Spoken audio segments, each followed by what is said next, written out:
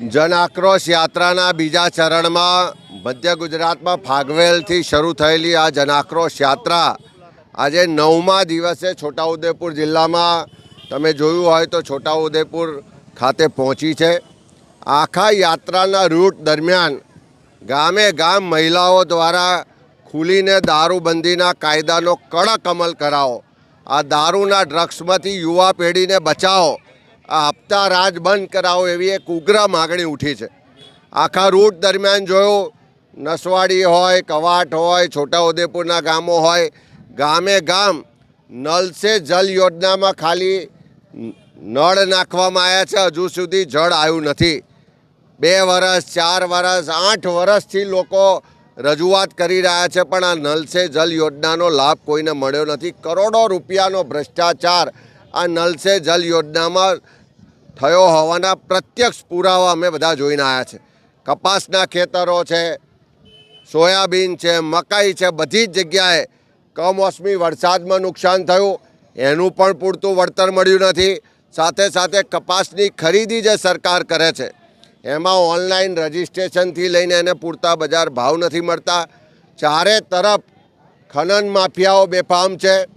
જે સરકારી સ્કૂલો છે એની હાલત બદતર છે। સ્કૂલના વિદ્યાર્થીઓને પૂછ્યું તો બસો નિયમિત નથી આવતી। 3 મહિનાના સ્કૂલના પાસના બસના પાસના એડવાન્સ પૈસા સરકાર લે છે, પણ બસો નિયમિત આવતી નથી। આ બધા જ પ્રશ્નો લોકો આજે ખુલીને બોલી રહ્યા છે ને જન આક્રોશ યાત્રાને સમર્થન આપી રહ્યા છે। ડિપાર્ટમેન્ટની એક નિમણૂકમાં સ્થાનિક વિવાદ થયો છે એવું મારા ધ્યાનમાં પણ હમણાં જ આવ્યું છે। મેં એસસી ડિપાર્ટમેન્ટના ચેરમેનને પણ કીધું છે કે બંનેને સાથે બેસાડીને એનું સમાધાન થાય। એ અમારા ઘરનો મામલો છે ને ઝડપથી સુલઝાવી લઈશું। ગઈકાલથી આ જન આક્રોશ યાત્રા છોટાઉદેપુર જિલ્લામાં પ્રવેશી ચૂકી છે। અમે શરૂઆત કરીએ ત્યાં નસવાડી તાલુકો હોય, કવાંટ તાલુકો હોય કે છોટાઉદેપુર તાલુકો હોય, તમામ ખેડૂતોની માગણી છે કે નર્મદાનું પાણી અમને મળવું જોઈએ। નર્મદા કેનાલ અમારી નજીકથી જ જાય છે, પણ અમને હજી સુધી એનો કોઈ લાભ મળ્યો નથી। સાથે સાથે કપાસના ભાવો જે સરકાર દ્વારા નક્કી કરવામાં આવ્યા છે એ પણ ખૂબ ઓછા છે, એનાથી ખેડૂતોને મોટું નુકસાન થાય છે, એની પણ માગણી કરી છે।